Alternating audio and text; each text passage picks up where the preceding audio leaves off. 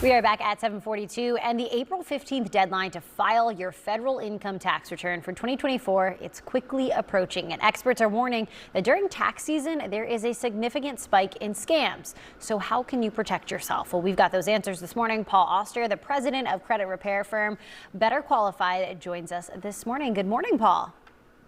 Good morning. Thanks for having me on. Yeah, we're happy to have you on. So, identity theft, it's a huge thing. You have to worry about it in so many different scenarios. But now you're saying you got to worry about it when it comes to taxes. So tell us why that can happen this time of year.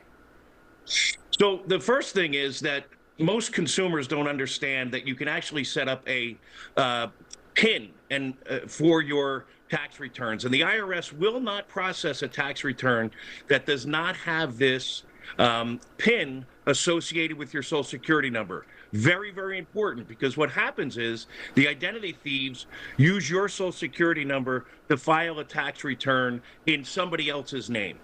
We also have to understand that every consumer can set up their e-file with the IRS. The problem is most consumers don't do it. They use a CPA or a tax preparer. And if you don't set up your e-file, the identity thieves will.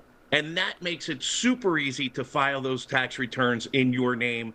This is a really big problem. It's one of the fastest growing segments of identity theft. Some numbers were just released the other day. The administration is asking the IRS to completely overhaul its systems because they're vulnerable. And when you're talking about this sensitive data, it can really, really wreak havoc on the individual.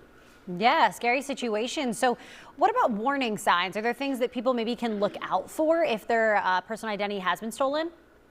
100%. So we need to check our credit reports, because one of the first red flags and signs of identity theft is they will set up an address that's also tied to your Social Security number. So if you look at your credit report and you see addresses that you don't recognize or have any affiliation with, that's an immediate red flag for identity theft.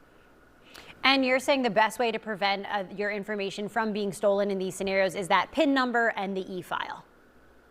Exactly. And we need to do it as soon as possible, because right now, look, these are not, low-level crooks that are dumpster diving. These are highly sophisticated, syndicated crime entities. They're very, very intelligent. These are IT professionals that may have one time worked in Silicon Valley, and now they're coming after you and your identity. And personally, this is one of the first times I'm actually hearing about this happening because of taxes. Was this a big problem last year? It's been a growing problem for the past decade. Again, one of the fastest growing segments of identity theft for the past 5 years for sure, but this has been going on for over a decade. All right. And Paul, you work with clients on improving their credit. So is it possible to recover a good credit status if you have things like this happen to you? If your identity is stolen, if your credit card's stolen, can you get that credit back?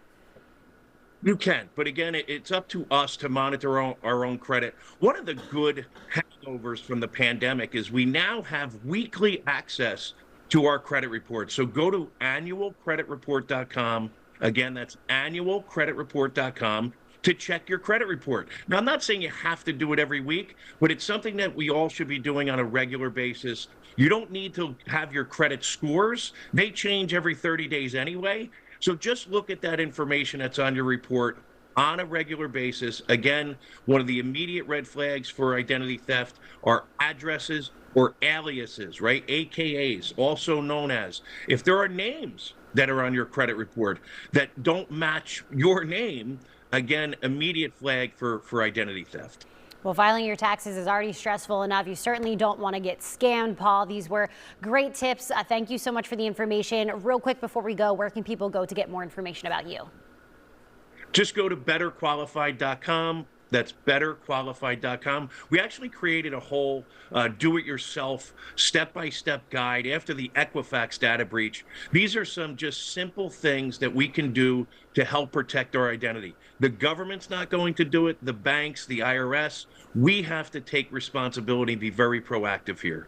All right, really important information. Thank you, Paul. Thanks for having me on.